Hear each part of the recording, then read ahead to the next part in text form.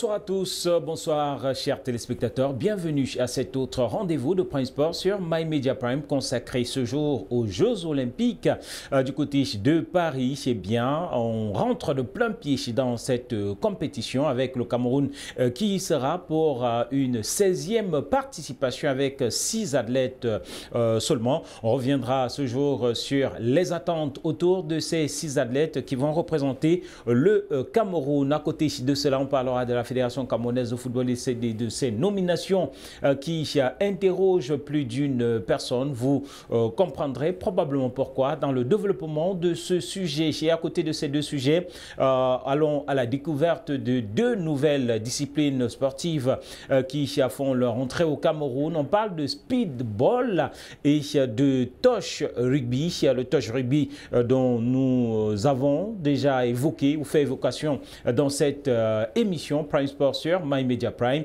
On revisitera donc cette formation qui a été organisée pour les entraîneurs de cette discipline sportive ici à Yaoundé, justement, ou au niveau de l'Institut national de la jeunesse et des sports. Une école fait sa mue, une école se fait découvrir. Il s'agit de l'école des métiers de sport, la 2e promotion de cette école qui va donc être couronnée ce samedi à l'Institut national de la jeunesse et des sports. Et dans le cadre justement de cette 2e sortie, nous allons aller à la découverte de cette école des métiers de sport qui forme les moniteurs d'éducation physique et sportive avec le directeur de cette école, le docteur Samuel Mbouf. Voilà pour le menu de cette édition, madame, monsieur. Une édition au cours de laquelle nous sommes accompagnés par quelques invités, certains plus connus que d'autres. Je vais dire bonsoir à monsieur le CDF adjoint de la Fédération camerounaise de cyclisme, Rodrigue Koyouf. Bonsoir et bienvenue. Bonsoir Eric, bonsoir Steve, bonsoir au coach qu'on ne présente plus depuis longtemps, coach Niem. Donc c'est un plaisir partagé encore de se retrouver ce soir, n'est-ce pas, pour parler du sport et surtout de ces 2 nouvelles disciplines, n'est-ce pas, qui vont comme ça être parmi une pluridimensionnelle des disciplines sportives que nous avons déjà au Cameroun.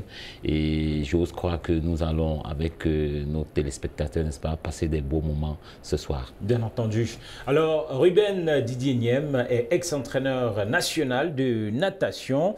Aujourd'hui, il se consacre à une nouvelle discipline qui n'est autre que le pinball. On comprendra pourquoi. Mais avec lui, on se plongera sur les chances des 2 athlètes camerounais qualifiés pour ces Jeux Olympiques dans la discipline natation. Ruben Niem, bonsoir et bienvenue. Bonsoir à tous et merci de m'avoir accueilli une fois de plus sur ce plateau. Je pense que je reviendrai à tout moment. Voilà.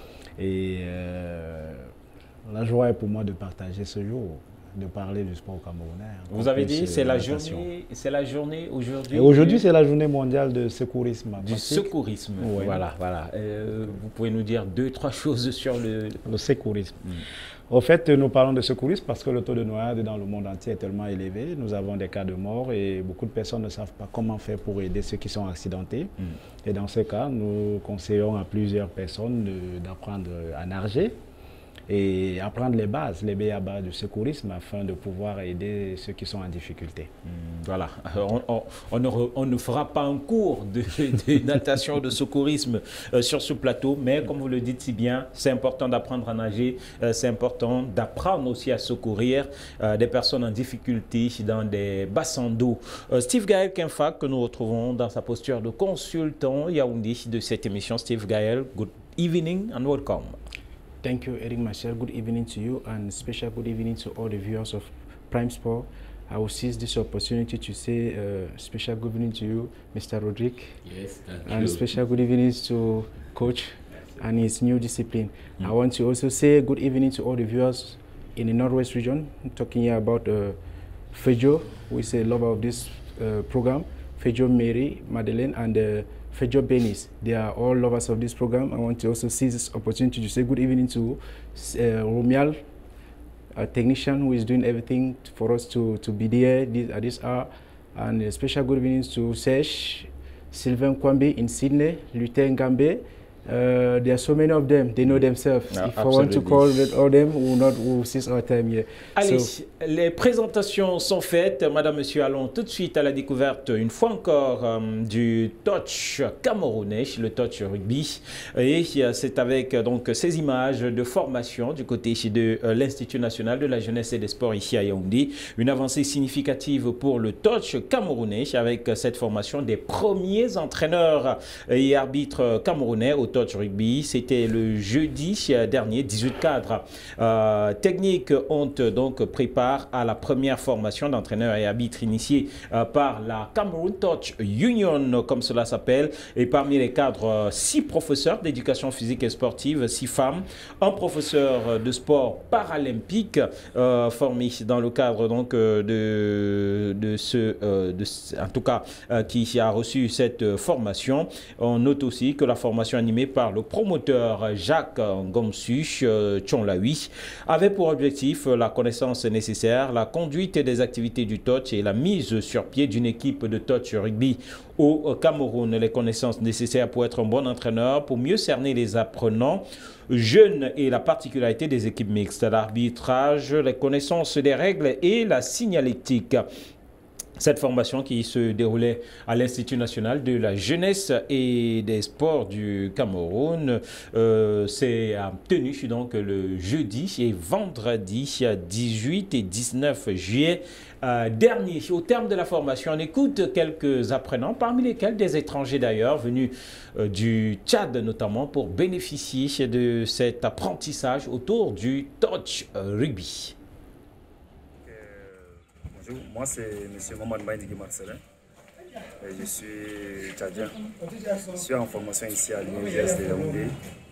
Et l'occasion m'est permis aujourd'hui de prendre part à une formation d'une discipline une nouvelle discipline, le touch. C'est aussi un plaisir pour moi de pouvoir non seulement participer, et pouvoir envisager implanter ça, un des 4 dans mon pays, le Tchad. Non seulement au Tchad, mais participer également dans presque toutes les activités concernant le touch en Afrique et même pourquoi pas sur le plan international. Voilà. Sur Nanao Pierre Joseph Noël, nous sommes là dans le cadre du stagiaire formation en stoche, plus précisément entraîneur de stoche. Déjà au sorti de ces premières heures de formation, le sentiment est vraiment partagé, le sentiment remplit beaucoup de fierté parce que le touch est une discipline que l'on découvert. Et on se rend compte que le touch est une discipline qui forme vraiment l'homme dans sa globalité. Elle intervient au niveau des savoirs, des savoir-faire et des savoir-être. En dehors de ce qui concerne le volet formation de l'homme sur tout ce qui concerne l'entraînement, théorie mesurée de l'entraînement et les compétences qui font avec. Le touch nous permet également d'avoir d'autres activités de façon vraiment à entrer dans la vie sociale. Donc je suis fier d'avoir participé à cette première formation d'encadreur touch avec de la première cuvée et je ferai partie de ceux qui auront la lourde charge de vulgariser le touch au Cameroun et aller jusqu'au niveau international afin que le Cameroun soit valablement représenté.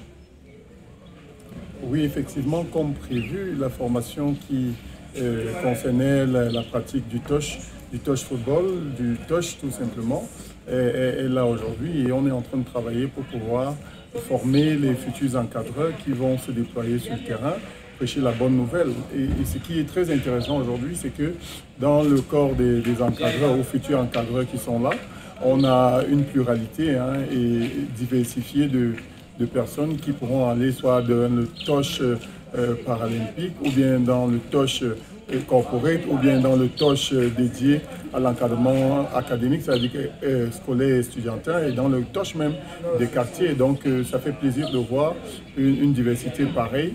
Et nous allons œuvrer à donner les outils nécessaires pour pouvoir lancer véritablement cette discipline qui se veut sociale, passionnante et très inclusive au Cameroun. Et à l'INJS, où aller que dans l'endroit où on prône l'excellence de la formation sportive, qui est l'Institut national de la jeunesse et sport.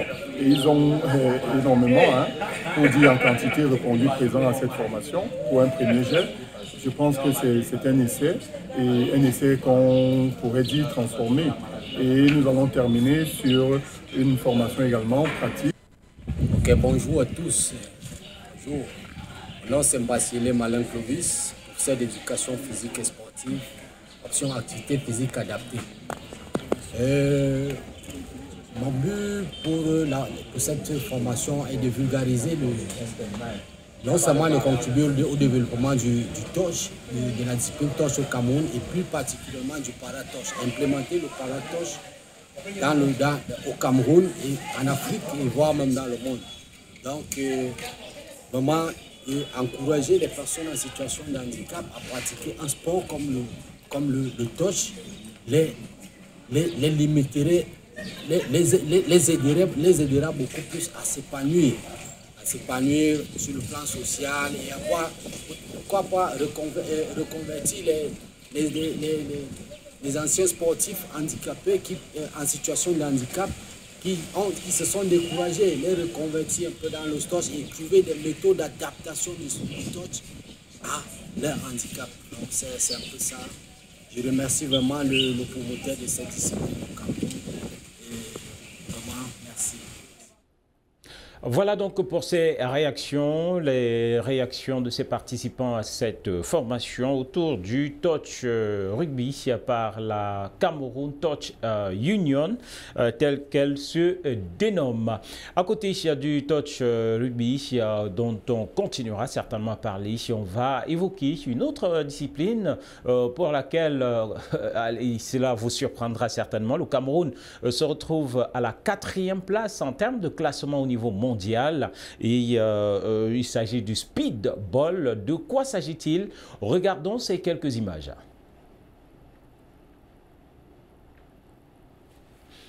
Allez, le temps de retrouver les images, on se tourne vers vous, mon cher coach Ruben Niem. Le speedball, de quoi s'agit-il exactement? Ok, encore une fois de plus, merci. Le speedball, c'est un sport de raquette qui a été pris par le tennis, car à l'époque, ça fait 50 ans il existe, il a été créé en Égypte. C'est un sport typique africain sur lequel les Égyptiens ils ont voulu amener des gens à jouer au speedball et ils ont compris que les gens à jouer au tennis, les gens ne voulaient pas. Ils ont créé le speedball. Et le speedball demande vivacité, rapidité et je dirais encore plus une force de frappe. Parce que le champion du monde, il tape 670 balles en 4 minutes. Et pour juste une petite entre parenthèses, je suis le champion du Cameroun, j'ai 455 balles en 4 minutes. Donc j'estime que ce sport, dans certains pays au monde entier, sont conseillés par des psychologues, surtout pour des enfants qui ont beaucoup d'énergie et qui n'arrivent pas à canaliser cette énergie. Pourquoi? Des enfants, ils ont de l'énergie, ils sont dispersés. Or, lorsque vous jouez au speedball, ça vous demande concentration, visibilité et autres. Donc, le speedball... Il s'agit de quoi? Avant qu'on ne regarde les images, il s'agit de frapper la balle dans les deux sens. Quel type de balle? Une balle de tennis? Il y a une balle en caoutchouc, oui, attachée à une corde de 1,50 m sur un mât de 1,70 m. Ah ouais, on regarde, voilà, on regarde les images. Est-ce qu'on peut regarder avec le son pour voir, voilà, peut-être le bruit que peut...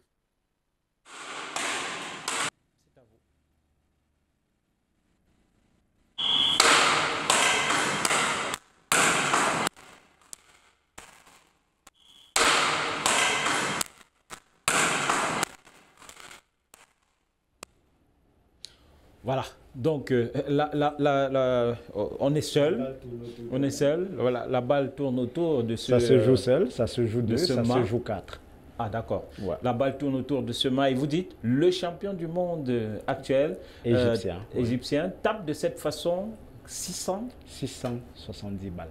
670 fois en... Ouais, en 4 minutes. En 4 minutes. Ouais. Voilà. Allez, ça doit être extrêmement rapide. Et donc, oui, je comprends au regard des images pourquoi vous parlez de concentration, d'énergie. Ouais. Voilà. Et si vous parlez de 4 minutes, ça veut dire que ça se joue sur 4 minutes? Ça se joue sur 1 minute parce qu'il y a 4 types de frappes. il y a frappe main gauche, il y a frappe main droite, il y a interne, il y a externe, qui se joue avec les deux mains. Ça veut dire que vous frappez avec la main gauche, comme vous avez vu sur l'image. On peut regarder d'ailleurs. Ouais, vous frappez sur la main droite. Et après, vous frappez avec les deux mains. Et vous frappez maintenant externe. Là, c'est cadet. Et nous avons une image, là, je ne sais pas si elle est arrivée, c'est la championne du Cameroun. Voilà. Là, voilà, la championne du Cameroun. Elle a 9 médailles. 3 médailles en argent et puis 6 médailles en Et là, elle frappe avec la main gauche. La petite gauche. était à la main droite. Ah, oui. Et il y a une autre technique qu'on utilise avec les deux mains. Donc ce sont ces 4 techniques qu'on cumule les points et c'est ça qui vous donne votre total. Mais quand vous dites que 2 personnes peuvent jouer au même moment, comment ça 2 personnes, vous voyez sur le bas, il y a une barre de limitation. C'est une barre à ne pas traverser. C'est-à-dire l'autre côté, il y a quelqu'un, de l'autre côté, il y a une autre personne. La balle ne doit pas faire 2 tours. Si elle fait un tour, au second tour, tu la rates, c'est le point de votre adversaire. Voilà. Yes, Steve. To coach.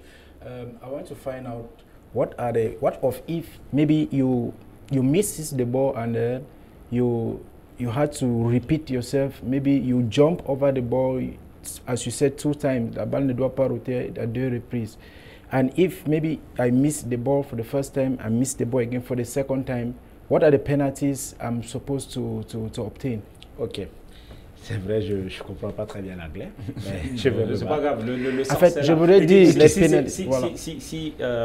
Voilà, si la frappe est exécutée et la balle revient, on la rate. Qu'est-ce qui se passe? Déjà, lorsque la frappe est exécutée, si vous êtes seul et que la balle revient, vous pouvez continuer à la jouer. Pourquoi? Parce que vous avez un temps requis qui est d'1 minute. Ah, c'est le nombre de frappes que vous dans l'espace d'1 minute qui vous donne votre record. Maintenant, si la balle s'enroule peut-être sur le mât et que votre temps n'est pas encore terminé, vous pouvez aller la chercher et continuer votre frappe. L'objectif pour l'arbitre, c'est de compter le nombre de points que vous émettez en 1 minute à chaque mouvement exercé. Voilà, peut-être Rodrigue va dire un mot aussi là-dessus avant qu'on continue sur les questions techniques. Bien sûr, Eric, c'est vraiment fascinant et je ne saurais ne pas poser un mot là-dessus. Oui, c'est un sport qu'on peut dire c'est dérivé du tennis. Et puis lorsqu'il nous a parlé des 4 mouvements, tennis, badminton, il y a un mélange etc. Vous voyez un peu. Donc, lorsqu'il nous donne les conditions dans lesquelles vous êtes jugé au niveau des points, comme il a dit, on peut se dire au tennis, lorsque vous entendez, on parle du coup droit, du revers et autres. Et vraiment, c'est fascinant. Et puis, on voit comment ça développe l'esprit, parce que là, vous allez être concentré, vous avez un seul objectif, c'est que le ballon, il vient, vous n'avez pas le droit de laisser passer le ballon. Absolument. Et à chaque mouvement, lorsque c'est avec la main droite, la main gauche ou les 2 mains. Donc, nous souhaiterions que, coach, pour des jours à venir, vraiment que on prenne une émission et à un moment donné où on explique exactement un peu plus en profondeur. Mais c'est toujours bien déjà le speedball. Là on comprend mieux. Quand on dit speed, voilà, la vitesse, ça va extrêmement vite. Et si on dit le champion du monde à 600, ça veut dire découper sur les 4 minutes, en 1 minute, on dépasse largement les 125, 150. Le record masculin, balles. Pour être qualifié, c'est à partir de 400 balles. Voilà. Le record féminin, c'est à partir de 350 balles. Et justement, c'est pour ça que lui, en tant que le champion, il nous a dit qu'il était déjà dans les 400. 400. Donc, 400. En 4 minutes. 4 minutes. Donc, ça veut dire le temps qui c'est 4 minutes. Ça veut dire que lui aussi est au-delà de 100 par minute. Voilà. Alors, parlons de l'expansion du développement de cette discipline sportive en terre camerounaise. Depuis combien de temps est-ce qu'elle est au Cameroun et justement, quels sont les mécanismes mis en place pour sa vulgarisation? Ok. Le speedboat, il est entré au Cameroun en 2016, qui a été découvert par la présidente Anissette Kouyaté, qui est en même temps docteur et maître nageur en plus. Alors, elle vient avec ce sport au Cameroun, elle décide de le faire savoir. Les gens ne s'y intéressent pas. La première participation en Égypte, ils vont ils rentrent médaillés. Alors, la deuxième participation, la présidente elle-même pratique le speedball. Ils vont au Maroc, ils rentrent médaillés. Alors, elle vient vers moi, petite histoire très amusante. Chers collègues, il y a un sport qu'on appelle le speedball, pourquoi tu ne le fais pas? Ça ne m'intéresse pas, je préfère nager. Alors elle me dit, moi je t'achète tout le matériel, elle le pose. Je commence à m'amuser. Je participe à mon premier championnat du monde. C'était en Égypte en 2022, où je vais vous le dire sincèrement, j'étais spectateur. Tout ce qui se passait, je ne comprenais rien du tout. Mais j'ai été captivé parce que je me demandais qu'est-ce qu'ils ont de si spécial que moi. Ils frappent des balles sans regarder, à un rythme que vous ne pouvez pas imaginer. Peut-être après l'émission, vous verrez sur YouTube. Ils frappent des balles sans regarder. À quelle vitesse? Alors quand je rentre, je dis, bon, il faut que je m'achète du matériel. Je m'achète le matériel. Je rentre avec au Cameroun et puis je décide de jouer. C'est comme ça, je décide de jouer. Je quitte, je pars au championnat des clubs. En rentrant, je rentre avec 4 médailles. Ce qui fait que lors des présentoirs des Jeux de Ghana, le Cameroun a été invité, mais malheureusement, le ministère ne nous a pas accordé parce qu'ils disent que nous ne sommes pas encore fédération, nous sommes encore association. Donc même les JO, nous avons eu, je pense bien, une invitation pour la présentation du speedball parce que nous voulons entrer dans le cadre mondial. Déjà, on regorge pas moins de 70 pays. Et cette année, il y a les États-Unis qui entrent, il y a le Canada qui entre, il y a plusieurs pays qui ont dans le speedball pour le championnat du monde qui aura lieu en Égypte. Ah, voilà, et on parle beaucoup de l'Égypte. Ouais. Ça veut dire que c'est créé en Égypte? C'est créé en Égypte. Par un Égyptien? Par un Égyptien. C'est bon à savoir, ça vient d'Afrique. Et pour sortir, je voudrais savoir l'aire de jeu pour pratiquer. Est-ce qu'il faut je vous dirais très bien, c'est la plus belle des questions de ce matin. Voilà. L'aire de jeu n'a pas besoin d'un espace grand. Même dans cette salle, nous pouvons vraiment faire le speedball. Il suffit juste de calculer les 1,50 m de la rotation de balle. Même à la maison, vous pouvez la voir. Et déjà, je vais vous dire, la Russie, il y a de cela la période du Covid. On devait être en Russie pour un stage. La Russie a développé le speedball à un niveau trop élevé à cause du confinement. Parce qu'ils voulaient faire du sport, mais ils ne pouvaient pas sortir. Alors ceux qui avaient de l'espace chez eux, installaient ce matériel chez eux et ils s'amusaient avec les enfants. Et ça devenait de plus en plus agréable, facile à jouer. Au Cameroun, je vous assure, beaucoup de personnes commencent à s'intéresser, où j'ai déjà beaucoup de clients, même j'ai des enfants qui viennent vers moi, que je tiens et que j'espère qu'ils feront vraiment la fierté du Cameroun d'ici peu, parce que nous avons un petit garçon, malheureusement, je n'ai pas des images, mais à la prochaine, je vous les donnerai. Certainement. Et le matériel, il s'agit de quoi quand vous parlez? Il s'agit matériel à acquérir. De raquettes. Une paire de raquettes, elles viennent tous deux. Voilà. Les raquettes ordinaires ou bien... Non, pas les raquettes ordinaires. Les raquettes du speedball sont faites en plastique. En plastique, oui. Voilà. Les raquettes du speedball. Au bout de la raquette, il y a une manche à laquelle on met la main pour frapper. Parce que vous imaginez à la vitesse, vous devez forcément transpirer. Et si vous ratez, la raquette peut quitter et frapper quelqu'un. Donc, il est mieux de l'accrocher sur une corde. Et nous parlons ici du mât constitué. Bon, au Cameroun, on n'a pas encore de mât professionnel, question de moyens.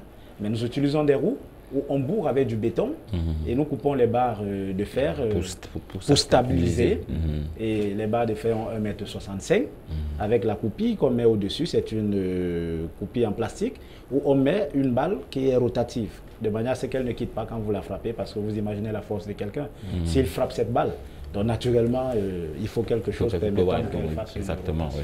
Voilà. Voilà. Et jusqu'ici, en termes de vulgarisation, est-ce que le speedball est dans certaines régions du Cameroun déjà?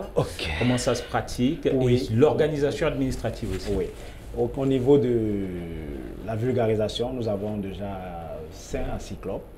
Nous avons un club du côté de Tchang. La dernière fois, nous avons eu une saison à Tchang où la GES de Tchang nous a reçus.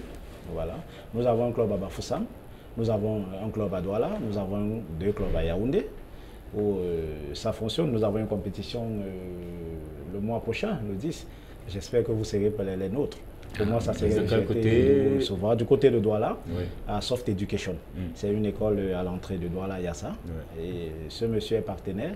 Il nous accorde toujours son espace pour faire des championnats. Pour faire des championnats. Donc, on peut dire en termes de vulgarisation. Et pour ceux qui nous regardent, qui voudraient, ou qui s'intéressent à cela, qui voudraient participer, comment est-ce que ça se passe? Vous pouvez vous rapprocher de moi, de d'autres collègues. On peut mettre en contact, ce qui vous permettrait d'apprendre. Et on donne l'opportunité à qui que ce soit d'apprendre. Et surtout, il n'y a pas d'âge, puisque le speedball regorge même les plus de 50 ans. L'année dernière, nous avons une invitation en Pologne, mais ils voulaient juste les masters. 50 ans et plus. Il n'y en avait pas encore beaucoup au niveau du Cameroun. Il y en a même pas. Allez, voilà ce qu'on pourrait dire sur ce speedball à la découverte. Très belle découverte, en tout cas pour moi aussi, ce soir, de cette discipline qu'est le speedball. Certainement, on en reparlera parce que voilà, j'ai bien le sentiment que c'est super fascinant. Et j'imagine peut-être qu'il y a le public quand vous parlez de championnat d'Afrique, championnat du monde, il y a un public important qui regarde cela et qui est intéressé, qui est captivé. Oui, oui, je dirais encore plus oui, parce que je ne savais même pas qu'on était déjà connu. Parce que quand nous avons été en Égypte, moi je vais vous le dire, quand je suis arrivé à l'aéroport avec les médailles, les gens acclamaient. Et ils étaient dépassés. Chose très amusante, Cameroun d'Eto. Oh, nous parlons là du Cameroun du speedball aussi en même temps. Allez, donc les gens qui vous voyez, vous disent, ah c'est le Cameroun. Ah, félicitations. Et quand j'arrive à l'aéroport avec mes collègues et autres, on a été bien reçus. On a été bien reçus et des journalistes nous ont accueillis, d'autres chaînes, des médias qui nous ont posé des questions parce qu'eux-mêmes ils étaient surpris de savoir que le Cameroun est toujours en tête sur plusieurs disciplines. Allez, jamais une discipline sans des Camerounais. Voilà, on espère que cette discipline deviendra olympique, qu'elle aura une belle vulgarisation sur le plan national. Bon vent au speedball. À côté de cela, on parle de ce qui fait l'actualité de l'année d'ailleurs. Ce sont les Jeux olympiques qui s'ouvrent donc vendredi du côté de Paris avec la délégation camerounaise. On va dire, Steve Gaël Kemfa, qu'au niveau du football, je pense le tournoi, il a déjà démarré. Oui, it started already and we have some results so far. We've seen Morocco drawing against Argentina 2-2, who are the... Un match épique, un match finalement historique. Ah non, non, c'est le Maroc qui s'est imposé finalement parce que après, et c'est justement ce qu'il faut qu'on raconte aux téléspectateurs, il y a eu donc cette égalisation de l'Argentine.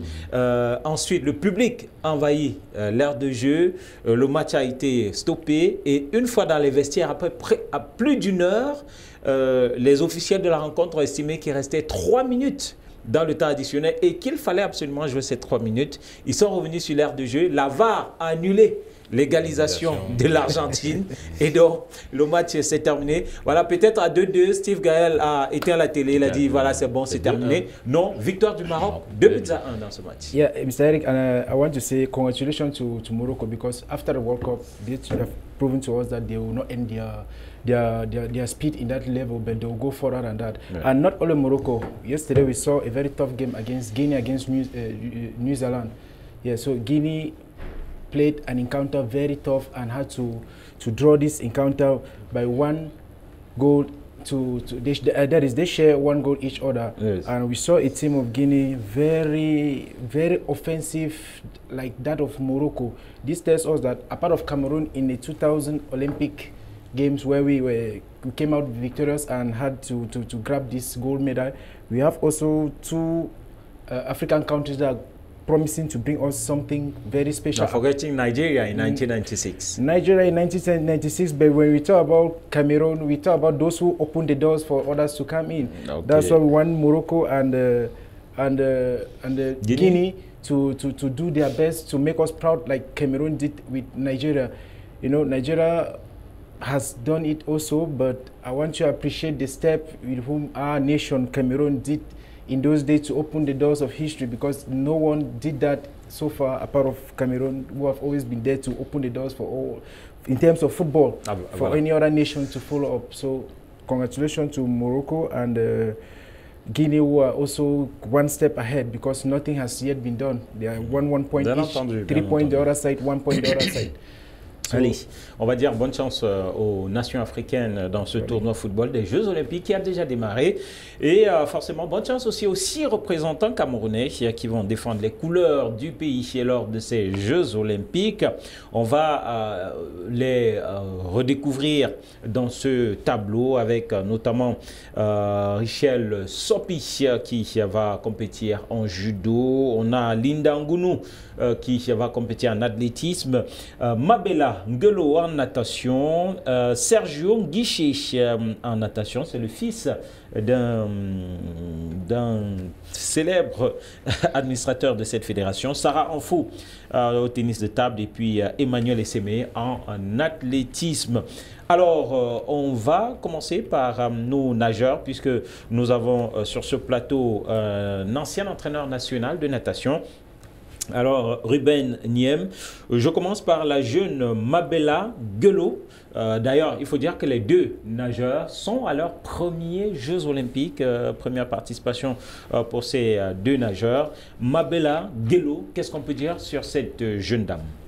Ok, merci encore une fois plus. Je vais toujours vous remercier. La nageuse Guelo, c'est une petite fille très vaillante. Elle a toujours eu à porter les couleurs du Cameroun très haut. Elle était au championnat du monde, elle a battu son propre record à elle. Le record que nous attendions n'est pas encore au top, mais elle donne le meilleur d'elle et nous souhaitons vraiment qu'elle aille plus loin. Voilà, qu'elle aille plus loin. Mabella Guelo, a word on that, how do you call it in English? Swimming. She's a swimmer. Okay. Mabella Guelo, Steve Gael. Eric Marcel, before I answer your question, yes, please, I want to let the viewers out there to hear what I have to read for them, yes, for the participation of this athlete so far. Yes. I'm talking about all the disciplines that took place in this competition. Yes. Yeah, among the athletes that will take place in this participation in these Olympic Games, I want to first draw the attention that this is the 16th participation of Cameroon in terms of 16e participation du Cameroun. Games, yes. So among them we have the Cameroon-born Emmanuel Esseme, who qualified so far in July 2023 in Switzerland, beating a record of 10.20 seconds in a men category in 100 meter sprint. Yes, which is not only a personal record, but he stands as the best Cameroonian sprinter both in 100 and 200 meters after winning the gold medal in the All-African Games in Ghana.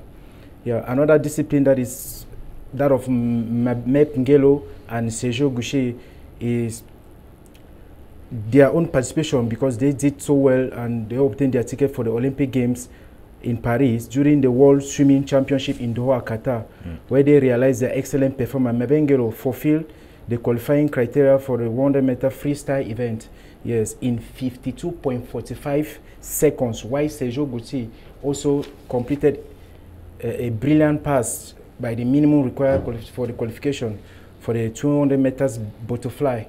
Yes, the nage papillon. Yes, with 2.04 on clock. Yeah. Yeah, which that's a minimum for you to be qualified. En fait, il a réalisé le minima requis. That's it. So we also have this diver Sarah Nana, sorry. Sarah Nana Hanfu. Yes. Au tennis de table. That's it. Also validated the ticket for 2024 Olympic Games.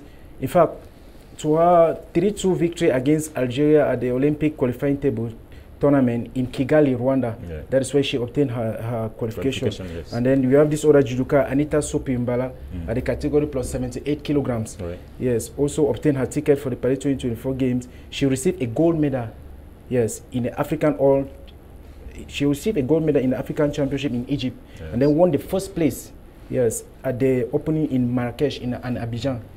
So these are the performance, and this performance that she did gave her the 4th position of the world ranking. I'm not talking about Africa, the world ranking. Yes. 4e mondial. 4th position, world Ça veut ranking. dire belle chance de médaille pour Richelle Sopi. Yeah, and in addition, she obtained a score of 10-0 against Gambia during the African qualification, which completed this participation for this Olympic game in 2024. So, Eric, myself, before I want to say a word, I want to draw the attention that these Olympic Games in Paris, we will see Cameroonians coming back with a medal. And I want to emphasize, if we were to count off... Though only in 4 disciplines. In 4 disciplines, yes. If we are to count on the athlete that can make us proud, I will count on Emmanuel Esseme, yes, who has beaten a record. Though for some of us, he disappointed some Cameroonians during the African Athletic Championship in Douala recently, yeah, where the man from Liberia, actually, yes, but overpassed him in the 100 and 200 meters race. Remember his speech that he said, his word that he said before going for this Olympic Games. He said he's going to make Cameroon proud and he's going to do everything to bring us a medal. Ok, so, let's hope. Alors, on est sur la jeune Mabella Guelo, jeune fille. Donc, on a parlé de freestyle, c'est sa spécialité? Oui, le papillon et la nage libre, c'est sa spécialité. Sa spécialité, elle travaille sur ça tous les jours et je pense qu'elle va améliorer ses performances parce que je pense aussi en même temps que le cadre d'entraînement n'est pas le même. Justement, j'allais Que ce évoquer soit cela. ici ou à l'extérieur. Parce qu'à l'extérieur, ils ont tout ce qu'il faut pour pouvoir sortir des performances. Or ici, on fait avec ce que nous avons. C'est-à-dire que Déjà, des piscines ne parfois sont pas, semi-olympiques. voilà, ne sont pas toutes réglementaires et on fait des compétitions à l'intérieur. Mais déjà, je pense qu'à la sortie du pays, lorsqu'elle a déjà cette habitude, donc elle ne travaille plus au rythme du Cameroun, mais elle travaille au rythme externe parce qu'elle aimerait avoir justement son nom dans le cadre international. Parce que coach, quelqu'un aurait pu dire que si on ne s'en tenait qu'à ce type de raisonnement, vu que elle, même pour réaliser les minima, même pour se hisser au ranking africain, il a fallu qu'elle parte compétir dans les grands bassins et réalise des performances. Justement. Pour réaliser ces performances, je pense qu'il faut de temps à autre. Donc forcément, elle est un peu habituée. Elle est habituée. Voilà. Mais alors Audrey, on a l'impression à écouter l'entraîneur qui est spécialiste de natation, même s'il est ex-entraîneur national, que pour la jeune Mabela Guello, on ne devrait pas beaucoup espérer. Voilà, il faut juste se dire, elle va participer, elle va apprendre. Justement, c'est le plus important, comme avait dit Pierre Coubertin, que le plus important, c'est d'abord de participer. Au-delà maintenant de participer, n'est-ce pas, on va acquérir, n'est-ce pas, de nouvelles expériences. Bon, je vais aller sans dire que pour déjà se qualifier. Vous ne l'imaginez pas sur le podium final dans ces Jeux Olympiques. Au fait, je vais dire, rien n'est impossible. Rien, tout est possible. Mais il faut peut-être pas aussi lui mettre trop de pression. Non, du tout, du tout. On va la laisser, n'est-ce pas, faire ce qu'elle a toujours su le faire. Vous voyez un peu. Mais j'ose croire que déjà, elles sont arrivées à Paris depuis le 11 et ont été accueillies. Il y a eu le temps d'acclimatation. Justement, et elles ont 2 semaines d'acclimatation où, n'est-ce pas, comme le coach le disait bientôt, elles vont déjà se frotter à des bassins olympiques, des bassins type où elles vont prester. Et c'est l'occasion pour laquelle nous profitons pour dire qu'elles ont pris leur quartier du côté de la commune d'Edmond, où 2 autres délégations, n'est-ce pas, qui sont présentes avec 2 autres délégations. Les Américains et la Suisse. Donc, j'ose croire que c'est un endroit bien et où nous avons vu dans des médias partenaires où ils ont des équipements requis, ils ont toute une installation. Les petits plats sont mis dans les camps. Justement, et on ose croire qu'en ces 2 semaines, puisque c'était depuis le 11, et que le truc a commencé le 26. Donc on ose croire qu'avec ce peu de temps, ces 14 jours, n'est-ce pas, elle s'est aguerrie et que, n'est-ce pas, ça lui a aussi encore donné des nouveaux repères pour, n'est-ce pas, se prester pour la suite. Voilà. S'il n'y a pas de grosses attentes par rapport à Mabela Guello, est-ce que pour Sergio Guichet, il y a un peu plus d'attente, coach? Ok. Pour Sergio Guichet, je pense qu'il y a une très grosse attente. Peut-être, pourquoi pas avoir une médaille en bronze? Parce que moi, je dis toujours, comme a bien su dire mon collègue, là, on ne peut pas dire que c'est impossible. D'abord, le dicton camerounais dit impossible n'est pas camerounais. Donc, il a déjà d'abord signé son nom la dernière fois au championnat en Olympe. Guichet, où il a placé le Cameroun en 11e position mondiale pour la sécurité des maîtres nageurs, sauveteurs et autres. Il était au Ghana où il a encore écrit son nom une fois de plus. Donc je pense que nous pouvons espérer voir une médaille venir de là. Espérer quelque chose de Sergio Guichet. Pour nous, une grâce. Allez, ce sera forcément une grâce, une très belle chose de voir un athlète, un nageur. Parce qu'il faut dire, le Cameroun, dans les Jeux Olympiques précédents, n'a pas souvent brillé au niveau de la natation. Ça n'a jamais vraiment été le fort du Cameroun. Et vous nous dites qu'avec ces 2 représentants, Mabela Guello et Sergio Guichet, pourquoi pas une étincelle lors de ces Jeux Olympiques. Sergio Guichet qui finalement est né dans la natation, grandi dans la natation. Vous connaissez un peu l'histoire de ce jeune nageur et même de ses parents qui sont des férus de natation. Très bien, très bien. Sergio, il est né vraiment dans la natation. Cet enfant, depuis tout petit, je me rappelle quand nous on nageait, il s'approchait de nous pour nous dire, moi je vais te battre. Tout petit, et ça nous faisait plaisir parce qu'aujourd'hui on parle de lui partout. Et c'est une grâce, moi je le dis, parce que le Cameroun a beaucoup de talent. Et ces parents qui sont toujours là pour accompagner leur enfant afin d'atteindre le niveau, pour nous, c'est une chance. Nous aimerons toujours que ces parents puissent tenir leurs enfants par les mains et continuer à les montrer le bon chemin. Parce que M. Nguiché, il a vraiment tenu cet enfant à main et lui donné une marche à suivre. Et je pense que le Cameroun, derrière ce champion, on espère avoir plus de... Allez, forcément. Donc, la natation, potentiel espoir de médaille pour le Cameroun lors de ces Jeux Olympiques. Nous croisons tout simplement les doigts. On attendra aussi forcément, vous avez parlé tout à l'heure de Emmanuel Essémé, qui pour vous est la plus grosse chance de médaille. Steve Gaël, Emmanuel Essémé, on a dit que les Camerounais attendaient énormément lors des championnats d'Afrique d'athlétisme du côté de Douala, avec une cinquantaine de nations africaines qui avaient effectué le déplacement, et Emmanuel Essémé qui s'était fait supplanter quelque peu par le coureur originaire de Sierra Leone. Et donc, vous pensez qu'il pourra un peu plus se surpasser quand on sait que, côté Jeux Olympiques, ce sera encore plus difficile que ce qu'on a vu du côté de Douala lors de ces championnats d'Afrique, Steve? Actually, Cedric, he's going to bring us something. I'm promising you guys, because when I look at the energy this guy have, the way he's taken he's going into competitions, he's giving all the best he has in him. I compare Emmanuel Essémé with Christophe Lemaitre in France. I compare Emmanuel Essémé of Cameroon now with Yohan Blake of Jamaica. Why not compare him with Usain Bolt? Because in Africa, he's the champion. We know he's the best in sprint. And if he can be the champion in Africa, it means his level is not only here, but he needs to go in to compete with other international sprinters. So Emmanuel Essémé, looking at the energy this guy have. I remember the last time I was sharing a platform here in Yaoundé with one of your colleagues, Mr. Eric. We talked about this same Emmanuel Essémé, where I called upon the government to see on how they need to make sure that this guy should not drop, because the energy he has with him in the next 4 years will not be the same energy. I was pleading and begging the Minister of Sport and Physical Education to see on how they can call him, circle him only with those who are going to encourage him to work. For how is this going to happen? It's just to put the family of Emmanuel Essémé and Emmanuel Essémé, in a well-positioned side whereby he will not have anything to lack for. That would encourage him, because if you make the family to be happy, they themselves will be the first to push him in front to tell him, now, guy, look at how the government is imposing on you.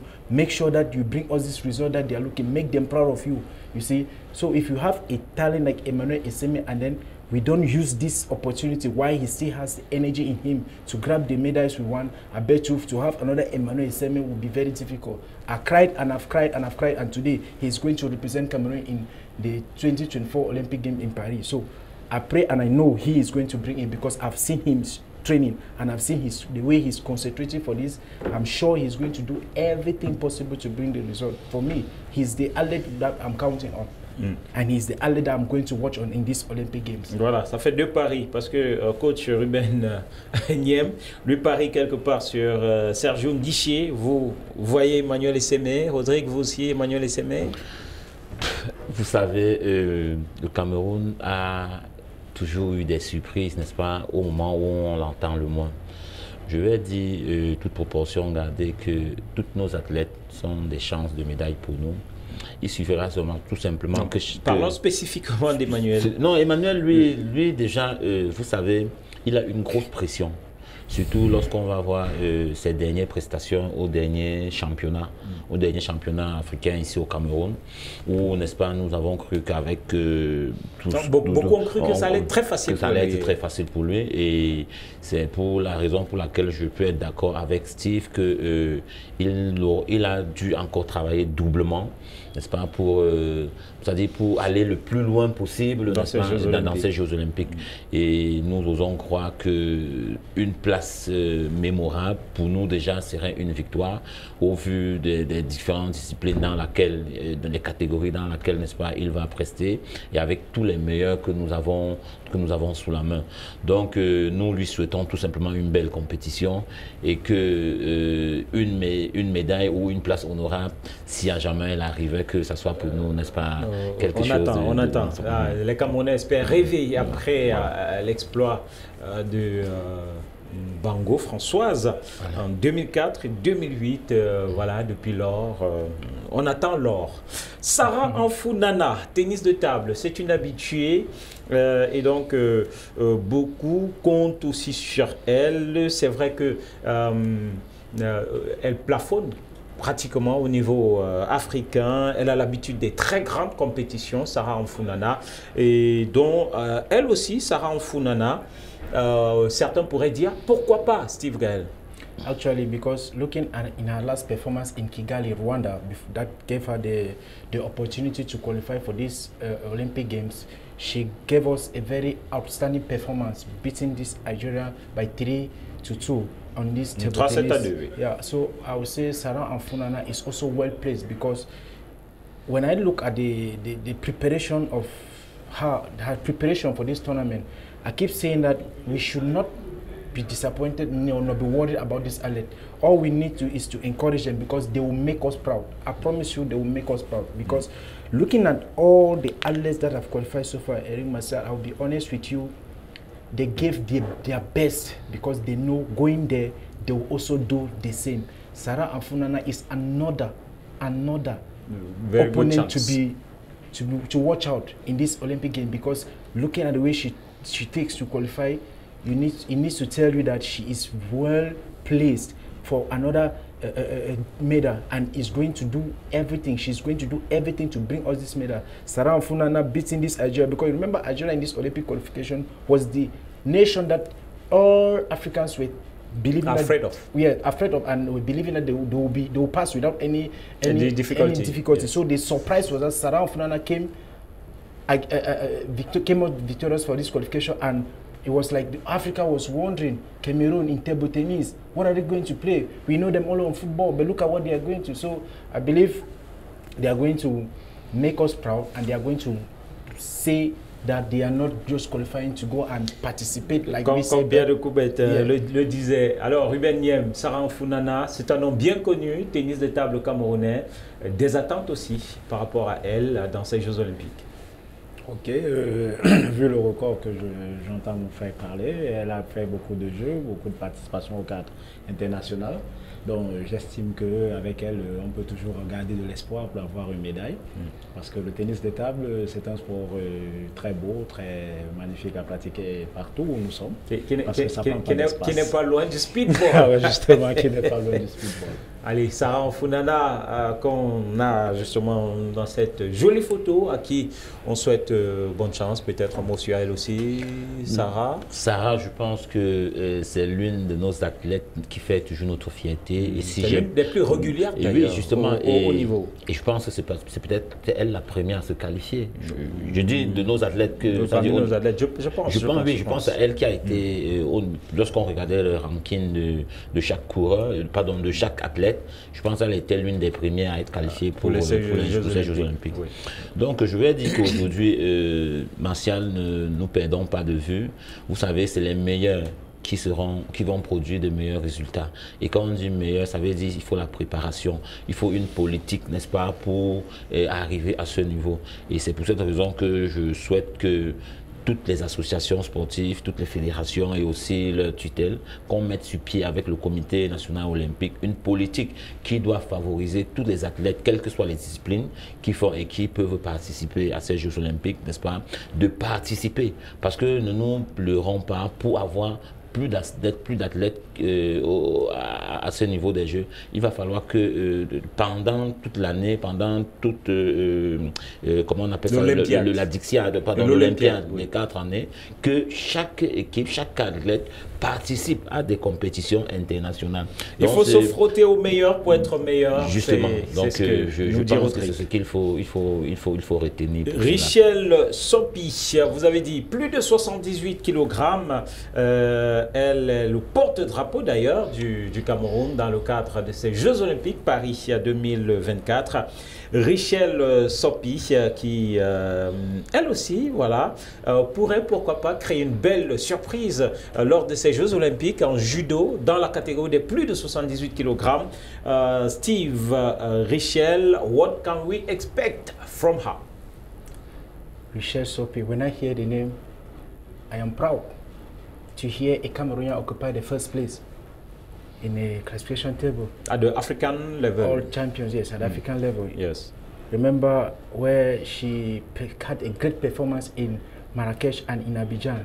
I mean, Richelle Sopi needs to continue in that same spirit, in that same way of working, because occupying that position means that she is the best and needs to prove to other international countries that in Africa... Being on the roof of Africa will means that she can be on the roof of the world, of the world. The Olympic Games. She needs to point fingers on the top ranking tables. That's why not the first and second or the third place, because we need... You said that she's at the world ranking, she's fourth. At the world ranking, she occupies the fourth position. Yes. Now, we want her not to still occupy that position of the fourth position, but we want her to take the first, second, or third to bring us a Parce gold que c'est medal. le podium, voilà le podium. Because in Africa, she has a gold medal. She's the first. We saw her performance in Marrakesh and Abidjan. Now, she's going in for international competition. We want to see her leaving that position of fourth place to grab, why not in the third, and maybe next coming the other competition, she grabbed for the second, and why not the first? So for me, I see Sopi, another athlete that is going to make Cameroon flag be hosted and the sound of the national anthem.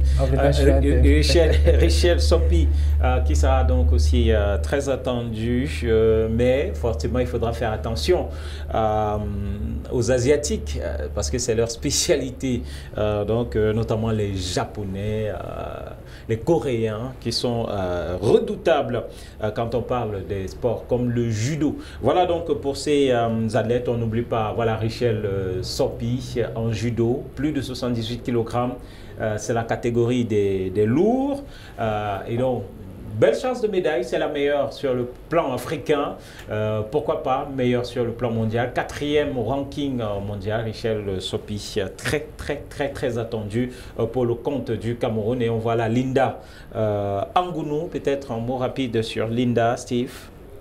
Linda Angounou, Eric Martial, you know, it was not an easy tough way for her to get her qualification ticket, but looking the performance she gave also before seeing herself being qualified, I want to say Linda Angounou has a lot of petite déception during the qualification stage. Yes, yeah. And even the African Championship in Douala. Yes, which means that her performance back at home was not so far the best. That's why at all. I was so worried and questioning myself if she's going to make it, because she lost this confidence in her. Yes, being in a homeland and not performing, you lose confidence. Meanwhile, this is where she was supposed to gather this confidence and say, I'm going out for these Olympic Games. I am an Olympic champion competitor. I need to prove back at home that I am one of the best at home. That is why I am going out. But seeing her performance back at home here, I want to say, let her concentrate and forget about... Peut-être l'esprit était tellement focalisé sur Paris que la performance... That was supposed to be done. You cannot be focused in Paris. Meanwhile, at home, the preparation is... We are seeing nothing. So, but we will not draw her back from that. We want to call her that, let all the various... discipliners, all the coaches that are with her, to give her this encouragement, to let her know that she's here because she's one of the best, so that she can bring to us what we are expecting. En tout cas, nous comptons sur elle. Nous comptons sur elle. Le Cameroun qui a l'une des plus petites délégations dans ces Jeux Olympiques. Le pays avec la plus grande délégation sur le continent, c'est l'Égypte, avec 156 athlètes. Et voilà, le Cameroun avec ses 4 athlètes. C'est vrai que coach Niem me dira, c'est pas forcément le nombre qui va faire les médailles. J'imagine, coach. Oui, ça c'est clair. Hein.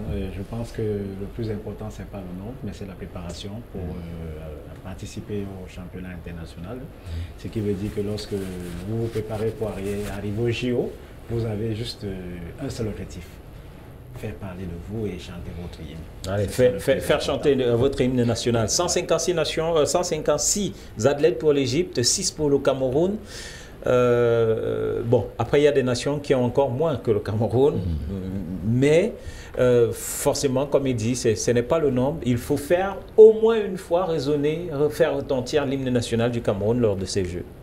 Faire retentir l'hymne national du Cameroun lors de ces Jeux, il faut le faire. Mais déjà, on est sûr d'une chose, c'est que le drapeau camerounais flottera à Paris. Voilà. Et c'est déjà une victoire. Déjà, ça va flotter. Ça c'est sûr, ça va flotter parce que nous y sommes. Parce que nous y sommes. Parce que oui, le plus mais important, vous releviez quelque chose pour être un peu plus sérieux par rapport à moi-même. Vous releviez quelque chose tout à l'heure qui est fondamental, qui est important. C'est le fait que on n'aurait pu avoir plus de 6 adeptes. Le cyclisme, par exemple, n'y est pas. Votre fédération n'y est pas. Justement, le cyclisme n'y est pas. Et vous savez, je l'ai toujours dit, dans toute discipline, chacune a ses spécificités. Comme tout à l'heure, on parlait de l'endroit de prestance en ce qui concerne les bassins pour la natation. C'est de même qu'au cyclisme. Voyez-vous, nous sommes dans un contexte où tout est pris en charge par les fédérations. Et concernant le cyclisme particulièrement, c'est un sport olympique où pour y participer, il y a plusieurs types de disciplines. Et pour aller... Le Cameroun n'a d'ailleurs jamais participé aux Jeux Olympiques en cyclisme. Si, au moins 2 fois déjà. Ah, d'accord. Oui, au moins 2 fois déjà. Ce sont les dates qui me rappellent. Le Cameroun a été déjà aux Jeux Olympiques. Je pense que ça devait être aux États-Unis. Oui.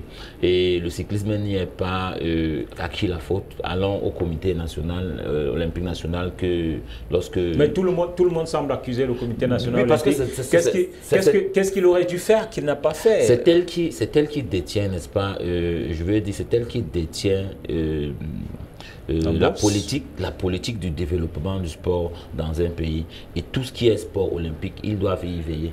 Vous vous rendez compte déjà, pour participer, pour pratiquer cela, nous avons besoin du matériel. Vous voyez un peu, nous avons besoin... Est-ce que le matériel est différent de ce que vous utilisez lors des grands prix? Je parle de l'acquisition. C'est de ça que je parle. Vous vous rendez compte que lors, par exemple, du dernier tour de France, il y a l'équipe Cofidis qui a perdu, on vous a dit qu'ils ont perdu près de 10 vélos.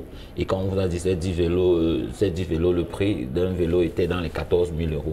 Vous comprenez que ce n'était pas n'importe quoi. Et puis, vous voyez, pour participer, il va falloir qu'au cours, n'est-ce pas, de l'Olympiade, que vous engrangez des points au niveau des compétitions internationales qui va vous donner les minima pour participer à cela. Et si, par exemple, à chaque fois, lorsque chaque fédération, au cours d'une année, sort son chronogramme d'activité avec les différentes compétitions internationales où elle va participer, et qu'à chaque fois, il n'y a pas les moyens pour s'y rendre, qu'est-ce qu'on fait? Ce sera impossible. On ne peut pas compter juste sur des compétitions nationales où nous pouvons engager des points lorsque elles sont dans des périodes UCI pour prendre des points. Non, vous allez voir, lorsque nous organisons par exemple, comme nous allons faire le prochain tour international Chantal Biya qui va se passer du 1er au octobre, vous remarquerez que l'Algérie et le Maroc seront toujours là parce qu'au niveau du ranking international, ce sont les meilleurs. Et lorsque nous organisons une compétition dans cette classe-là, vous êtes obligé d'inviter les 3 meilleures nations. Si elles veulent, vous pouvez les inviter au cas où elles refusent. Mais si elles veulent venir, vous êtes obligé de les inviter parce qu'elles viennent chercher les points. Vous comprenez un peu? C'est un peu ça. Et ce sont ces points-là qui, cumulés, n'est-ce pas, permettent de surclasser et faire bon. Donc, on comprend. Problème de moyens pour justifier. C'est quand même gênant parce qu'on l'a dit tout à l'heure, peut-être en souriant, 6 athlètes seulement, on aurait pu mieux faire en termes de nombre de participants, en termes de nombre de qualifiés, en termes de nombre d'athlètes ayant réalisé les minima. Mais pour cela, voilà, il fallait multiplier un certain nombre de compétitions. Je pense qu'on a reçu sur ce plateau un haltérophile qui Junior. Malheureusement junior, exactement, qui avait d'ailleurs été félicité par le chef de l'État au sortir des Jeux africains, mais voilà, qui se plaignait du fait de l'absence de moyens pour pouvoir se rendre à différentes compétitions pour obtenir, parce qu'il lui manquait une compétition pour pouvoir se qualifier, réaliser ses minima. Ça n'a pas été le cas. Donc, à qui la faute finalement dans toute cette imbroglio, coach Ruben Dieng? Comme vient de le dire mon collègue Rodrigue, le cyclisme, on ne va pas accuser les fédérations, on ne va pas accuser les athlètes. Il y a toute une commission qui est chargée d'encourager le sport. Il y a le CNO, il y a le ministère des Sports, qui par ailleurs, beaucoup de fédérations se font connaître parce que l'athlète, qu'est-ce qu'il attend? Lui, il sait qu'il doit œuvrer pour atteindre le sommet. Et lorsqu'il œuvre, je ne pense pas qu'un athlète passe se lever un matin et dit « je vais prendre un vélo à 14 000 €. Où est-ce qu'il va aller chercher l'argent quand même? Nous sommes au Cameroun. Mais cet athlète quand même s'arrange à voir le coach ou bien l'entraîneur national et lui dire « bon coach, je ne sais pas, est-ce que vous pouvez me trouver quelque chose ?» Il se bat et pendant qu'il se bat, on voit les efforts qu'il fournit. Qu'est-ce qu'on fait pour l'encourager? Rien du tout. Alors cet athlète, on devait dire voilà, cette année, il a eu des performances, envoyons-le dans telle compétition pour cumuler des points afin de participer dans des grands championnats, Jeux olympiques, championnats du monde et tout et autres. Et je pense que toutes les fédérations au Cameroun et les associations sportives vivent ce même problème. On ne peut pas le changer. Mais nous aimerons justement qu'on essaye de se pencher de ce côté parce que vraiment nous sommes une nation de sport. Au Cameroun, nous sommes une nation de talent. On en a tous sur place et il faut juste être suivi et accompagné. Suivi et accompagné. What can you say about this fact? We have only 6 representatives, and when we look at things, we could have done better if things were better organized. Steve. Eric Marcel, I would say, will not have the athlete to be blamed. No, the various disciplines to be blamed, but we have the sport minister to be blamed on. I explain myself why I say so. We lack infrastructure for all this. When maybe you know that the Olympic competition has to take place, we prepare athletes maybe 4 years, 4 years, 2, because 3, 4 years before. Ça s'appelle une Olympiade, c'est 4 ans. Yes, 4 years. Donc, Paris est en train va se terminer d'ici un mois. Il faut commencer à préparer les prochains Jeux Olympiques 2028. That is why Egypt has 156 disciplines in Paris, athletes in Paris. Why? Because they prepare before the time. They don't sit and wait for 1 year before they start going to preparation for it. Les minima. They do everything to have what it needs to put in place for the athletes to get well ready for upcoming Olympic Games. But here in Cameroon, you will come to realize with me that after this competition, we not only the 4 disciplines that we are taking there, we'll come back here after that.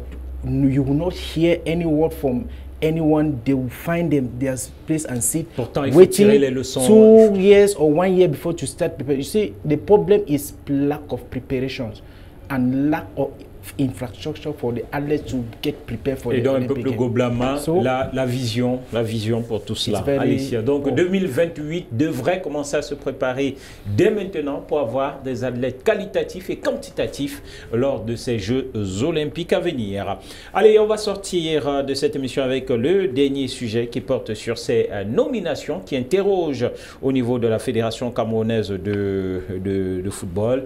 On va regarder donc ces nominations signées du secrétaire général adjoint de cette fédération qui nomme un certain nombre de personnes au niveau de la direction du développement du football. Il y a M. Eluna, voilà pour moi, Bertrand, qui a été porté chef de ce département des compétitions à titre intérimaire.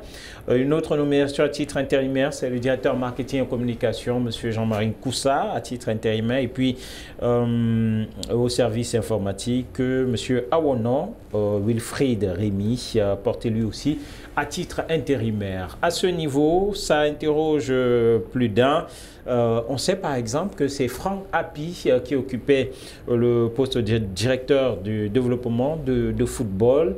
Rien n'est dit sur le remplacement. C'est vrai que certaines supputations ont fait savoir que certains seraient en congé, d'où ces nominations par intérim. Mais ça fait jaser, ça fait bavarder Steve Gaël. That's what shows the incompetent and the lack of professionalism in our football. We cannot just sit one morning and hear this a new executive member have been voted without, appointed without the executive committee that are normally supposed to vote the members in place being aware. So it shows simply that we don't even know what's happening in Tinga here. We don't even know what they are putting in place. We cannot just sit and we know normally Frank Appy was supposed to be in place or to be the person to sign this, and we hear a name I've never heard. I would talk on football here on air all the time. I've never heard this name before. I don't know who he is. The Secretary General, Deputy Secretary General. I'm very surprised. I will not even be able to tell the viewers out here who he is. I don't know him. We've never heard about that. If you ask any member of the executive committee, they will tell you they don't know what happened. They themselves just got up and maybe, I don't know. This is simple tears or this lack of professionalism, because you cannot just sit in your house and decide who to appoint to do whatsoever you want to do. Where are we? C'est bien compliqué, parce que certains pensent d'ailleurs, voilà, ça fait jaser. Alors, du point de vue des autres disciplines sportives, vous qui avez un regard extérieur sur cette fédération qui est la fédération phare au Cameroun, Ruben Nyem, quel regard est-ce que vous portez justement sur la fédération au vu de toutes ces tourmentes, toutes ces querelles, les affaires portées devant les instances juridictionnelles, les sanctions, les verdicts tombés? Qu'est-ce que ça vous inspire, vous qui voyez ces choses de loin? Bon, moi, en ce qui concerne le football, nous sommes Camerounais, on aime le foot. Mais je ne me captive pas trop par le foot. Mais je dis toujours que remettez à César ce qui appartient à César. Ça veut dire qu'il y a des personnes qui peuvent gérer cette fédération normalement afin que le Cameroun continue d'être toujours à la hauteur. Pourquoi ne pas leur donner la place de continuer à faire leur boulot normalement au lieu de se tirailler et ne pas avancer. Donc pour moi, mon point de vue, c'est de remettre à César ce qui appartient à César et permettre à ceux qui peuvent exercer et permettre à ce sport d'aller de l'avant, qu'ils continuent de faire leur boulot. Tout simplement. Rodrigue, votre point de vue extérieur sur la Fédération camerounaise de football. Vous savez, il n'y a rien qui est plus difficile que les associations sportives. La gestion des associations sportives. Vous savez, c'est un monde où on regroupe une diversité de personnes qui, n'est-ce pas, très souvent, lorsqu'elles n'ont pas les mêmes idées, ça va dans tous les sens. Mais je vais d'abord jeter un petit mot sur le problème de nomination que vous avez parlé tout à l'heure. Vous savez, on sait d'abord que les nominations, elles sont discrétionnelles et les nominations sont discrétionnelles, comme je le disais tantôt, et motivées. Au niveau de l'instance du développement du sport de haut niveau, comme vous avez parlé, lorsqu'on enlève le monsieur qui était là précédemment et qu'on en mette une autre personne, il faut dire, c'est vraiment fort. Et il faut savoir les raisons ou bien les mobiles pour lesquels c'est arrivé. Surtout qu'on n'accompagne pas cela du pourquoi. D'une explication. Voilà. Donc, je prends juste cet exemple pour vous montrer la complexité de ce que c'est que nos fédérations. Et parlant de la fédération phare, comme vous avez dit tout à l'heure, de football, où, n'est-ce pas, elle est tellement complexe, tellement difficile à vivre, et pourtant, au fond, c'est quelque chose qui devait aller, c'est-à-dire où les gens devaient se tenir la main dans la main. Mais peut-être pour des raisons que personne de nous ne peut expliquer sur ce plateau, on se retrouve à cette situation-là parce que lorsque vous dites, bon voilà, c'est le Messie qui est arrivé, et puis après vous vous rendez compte que non, c'est celui-là, ce n'est pas ce qu'on pensait, ce n'est pas toujours ce qu'on a cru, et c'est là où on se pose souvent la question, est-ce que pour chaque discipline, ou bien est-ce que pour chaque fédération, faudrait-il laisser l'administration aux acteurs, au fait. C'est-à-dire que le cyclisme aux cyclistes, la nage aux nageurs. Aux nageurs, c'est un peu ce que je veux parler, parce que bon là maintenant, là, comparaison n'étant pas raison, on a toujours cru que avoir participé, avoir fait une discipline devait te donner, n'est-ce pas, cette qualité, n'est-ce pas, requise, n'est-ce pas, pour mener à bien. Que non, nous avons compris que vraiment La gestion, c'est quelque chose qui est de naturel. Vous comprenez un peu, ce n'est pas toujours parce qu'on a été un bon nageur, un bon cycliste ou un bon footballeur qu'on est obligatoirement un bon président de cette discipline-là. Ce qui se passe à la Fédération camerounaise de football aujourd'hui est tellement regrettable et on fait tout sauf ce qu'il fallait faire. Parce que des gens se jettent dans des combats qui annulent pareil. Aujourd'hui, on voit des choses qui, n'est-ce pas, ne sont pas très saines et vraiment, ça ne nous honore pas. On est toujours... On est plus dans des bureaux, plus dans des tribunaux, plus qu'on ne devait être, n'est-ce pas, sur des aires de jeu. Sur le terrain. Vous vous rendez compte qu'aujourd'hui... ce qu'on a comme de meilleur, on a toujours dit oh, il nous faut des infrastructures pour jouer, oh, il nous faut ci pour faire, il nous faut... Mais qu'aujourd'hui, vous avez vu comment s'est passé les éliminations pour arriver à la Coupe du Cameroun, mais il a fallu que non, on prend des enfants pour aller jouer sur les synthétiques, et pourtant nous avons toutes les infrastructures qui ont été mises. On vous dira qu'il y a le bras de fer avec l'Ognès. Voilà, justement, c'est pour ça donc je voulais en arriver là pour vous dire, regardez un peu comment tous ces éléments-là qui devaient être mis ensemble, se déchirent. Donc vous comprenez que non, ce n'est pas un milieu qui est de tout à fait sain. Et mon regard d'extérieur que je jette, c'est que vraiment c'est tout simplement regrettable et vivement que, n'est-ce pas, les esprits reviennent au bon sentiment et que les gens se regardent droit dans les yeux et sachent que c'est notre pays, c'est un sport que nous aimons tous et que vraiment qu'on trouve des solutions et les voies et moyens pour revenir au bon sentiment. Steve. Eric Master, I want to say something, to grab something from what Mr. Rogi just said, which is exactly what is happening today. Because, to be honest and sincere, those who are supposed to be in the field to do the work are not there to do the work. One thing I've noticed about is that people prefer to sit back in their house, take their phones, go into forums, discuss on whatsoever they want to discuss, and they just come out the next day and say this is what we have talked about and this is how it is going to happen. I take an example of what happened last qualification of Cameroon Cup, yes, where stadiums had to be locked because they went into a meeting but never had an agreement, and the money that was supposed to pay for the stadiums to be open for the actors to go into the field to play were not deposited until 3:30 that the actors had to prepare to go into the pitch to play. You see, it's just lack of laxism. People just believe when you're being appointed somewhere, you have reached where you wanted to be. You do nothing like work. You just sit and decide when you want and how you want. It's terrible. It's more than terrible. I mean, it's horrible. Absolument. Allez, parole à présent, on sort de ce sujet. On va se rendre du côté de l'Institut national de la jeunesse et des sports pour découvrir l'école des métiers du sport et de l'éducation physique qui forme les moniteurs d'éducation physique et sportive. La deuxième QV, c'est la deuxième promotion qui va donc devenir, qui va sortir de cette école samedi prochain. On donne la parole au docteur Samuel Mbouf, c'est le directeur de cette école.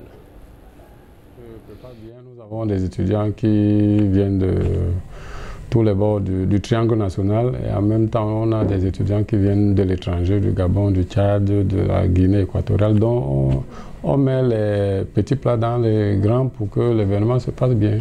Alors l'événement est prévu pour ce samedi. À peu près combien de pensionnaires vont sortir pour cette deuxième promotion? Disons que, sachant que c'est la deuxième promotion, la première promotion a eu 60 étudiants environ et cette année ils sont environ 130, donc une quarantaine à Douala, une cinquantaine à Yaoundé et les autres viennent d'ailleurs.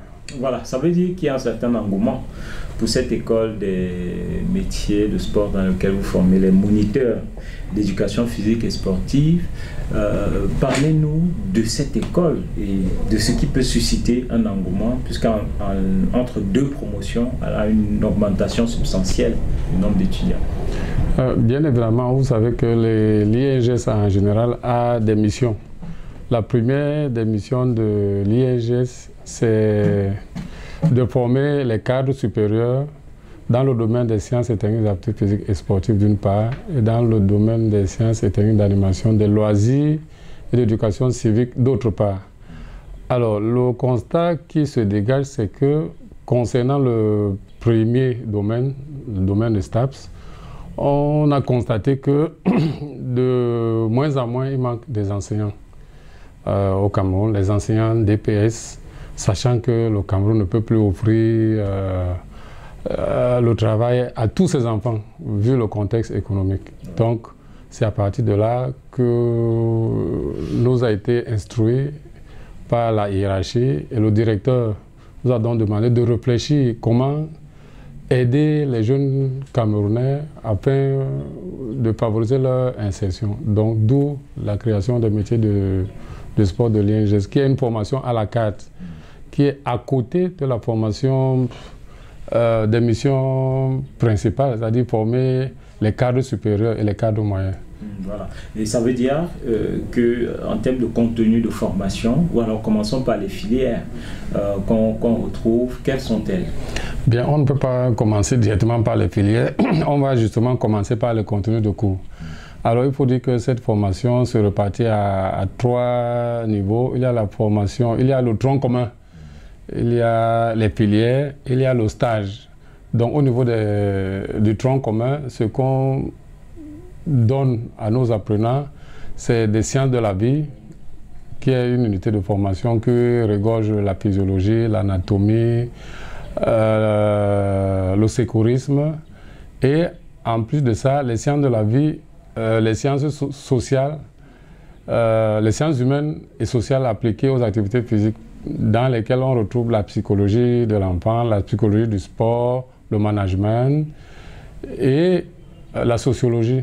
Il y a également l'éthique sportive et la déontologie administrative. Et au niveau de l'unité d'enseignement des sciences de l'intervention, il y a l'entraînement sportif, il y a la pédagogie, il y a la pédagogie pratique, il y a la didactique et bien d'autres. Donc ça, c'est les cours de tronc commun. À côté donc de ces cours de tronc commun, on a les cours liés aux options qu'on appelle les filières. C'est dans ce cadre qu'on a la filière d'entraînement sportif, par exemple, la filière de management du sport, la filière des activités physiques adaptées, parce qu'il faut aussi penser aux personnes handicapées. Il y a la filière d'agents de joueurs, il y a la filière de fitness et aérobie, ceux qui s'intéressent à l'encadrement des personnes dans les salles de sport. Et la gestion, voilà, sport pour tous. Et vous savez que le chef de l'État, son Excellence Paul Biya, vient d'offrir à la jeunesse camerounaise des infrastructures sportives. On a également pensé qu'à ce niveau également, il faut qu'on forme ces jeunes pour l'entretien de ces structures-là, dont la gestion et l'entretien de ces structures. Ça veut dire, contrairement à l'entendement commun, où beaucoup auraient pensé que les personnes formées à cette école des métiers de l'éducation physique et sportive, dont sommes ces moniteurs, beaucoup auraient pensé qu'ils deviendraient des coachs. Par exemple, de handball, de football, de différentes disciplines. Ce n'est pas forcément cela. Non, ce n'est pas forcément cela. Ceux qui choisissent cette voie ont choisi l'option, la filière entraînement sportif. Et chacun a donc dans ce domaine sa discipline sportive. Par exemple, il y en a qui font les sports de combat, il y en a qui font les sports collectifs, il y en a qui font les sports individuels. Donc, tous sont logés dans ce qu'on appelle entraînement sportif. En dehors d'eux, il y a le management du sport, parce que pour gérer une structure, il faut savoir comment la gérer, ainsi de suite. Donc, il y a l'activité physique adaptée, chacun dans son domaine. Donc, chacun, ce qu'on a constaté, c'est que tous les stagiaires qui viennent se former ont un projet de vie. Un projet, donc c'est à base de ce projet que chacun choisit sa pilière, en dehors du fait que tous à la base sont des enseignants d'EPS, donc des moniteurs d'éducation physique et sportive. À la base, parce que justement la question de l'employabilité allait se poser justement pour ces derniers, s'ils ne deviennent pas coach, forcément entraîneurs d'une équipe. Comme vous le dites si bien, ils sont moniteurs d'EPS, et donc forcément en termes d'employabilité, pour ceux qui choisissent de se former à l'école des métiers ici à l'INGS, il y a des débouchés. Il y a forcément des débouchés. Comme je vous ai dit à l'entame de mon propos, vous savez que de plus en plus, il y a la création des écoles, que ce soit publiques et privées, et moins d'enseignants. Donc, je prends l'exemple de la promotion. La première promotion, il y avait 50-60 lauréats. Tous ont déjà trouvé le travail. Et voire même pas seulement dans un établissement, voire 2 ou 3 établissements. Donc, il y a le travail assuré pour tous ceux qui viennent se former à l'école des métiers de sport. À la découverte donc de cette école des métiers des sports à l'Institut national de la jeunesse et des sports, on note que voilà, pas de diplôme forcément requis pour se former de ce côté-là dans cette école pour devenir moniteur d'éducation physique et sportive. 1 an de formation tout simplement. Voilà, pour ceux-là qui entraînent par exemple des groupes de sport pour tous, pour ceux-là qui entraînent sans avoir les capacités ou les diplômes requis. Forcément, c'est une belle offre que fait l'Institut national de la jeunesse et des sports, Audrey. Oui, c'est une très bonne chose parce qu'il va falloir toujours capitaliser sur ce qu'on a et essayer de recadrer tous les jeunes, n'est-ce pas, qui ont déjà la volonté de faire cela. C'est bon pour les anciens sportifs, c'est une belle reconversion. Justement, possible. Une très belle reconversion. Avec diplôme à l'appui. Justement, et puis nous félicitons vraiment l'INGS, n'est-ce pas, pour cette prise d'initiative, car ça permet à tout le monde, n'est-ce pas, d'être, je vais dire quoi, d'être, n'est-ce pas, maître et d'être outillé pour enseigner. Pour enseigner. Voilà, quand on suit les différents modules de formation, voilà, c'est quand même assez intéressant. C'est vraiment intéressant. Et puis nous encourageons cela parce que de plus en plus, il y avait des gens qui aimaient vraiment le faire et parfois on leur demandait qu'est-ce qui vous donne même, qu'est-ce qui on disait simplement je suis un ancien sportif. Voilà, exactement. Il faut un parchemin. Maintenant là, ça les qualifie davantage. Voilà, continue. Vraiment, c'est une très belle initiative. Déjà, vous savez, au Cameroun, tout va en fonction des documents, le papier. Voilà. Quand vous arrivez quelque part, vous dites je suis coach, je suis. Qu'est-ce que tu sais faire? Vous sortez d'où? Quels sont vos diplômes? Quels sont vos diplômes? Vous sortez d'où? Quelle école? Si l'INGS aujourd'hui a pensé à ces dernières personnes, vraiment, c'est une formation à applaudir. Pour moi, je pense qu'il faut applaudir parce que ça permet à toutes ces personnes qui ont eu à faire du sport et qui n'ont pas su gérer leur période de sport et aujourd'hui cherchent de quoi faire. Ils rentrent dans leur monde et ils peuvent aider ceux qui aimeraient vraiment faire cette discipline. Au fait, voilà. I appreciate this initiative and I want to say it's a very big hand of applause to that because one thing I've picked from what Coach just said there is that after your 1 year formation, even if you don't come out to be a coach or a manager in your discipline, you still have this ability to become, he calls a name there in French, you still have this ability to be a participant or a trainer of that same formation to welcome other new others. So we need to capitalize what we have. I appreciate this initiative and I want things like this to continue because we know after our normal career, most of the athletes always finish on air like that, knowing nothing, just being there. Voilà les offres de reconversion pour les anciens athlètes. Congratulations. L'Institut national de la jeunesse et des sports. Merci messieurs, merci d'avoir effectué le déplacement au coach Ruben Didier à Niem. Merci Rodrigo Kouyou, merci Steve Gaël Kinfak, merci à toutes les équipes qui nous ont accompagnés dans la production de cette édition. On pense à Serge Bilbouélé, Jean-Paul Québin, et bien entendu Romuald Gant. On pense aussi à Desli du côté de Douala, Sylvain Kwambi du côté de Sydney en Australie. Madame, monsieur, merci à vous qui nous avez regardé. Jeudi prochain sera notre jour, nous serons là pour notre numéro. Entre-temps, je vous souhaite une très bonne suite en compagnie des programmes de My Media Prime Télévision. Au revoir.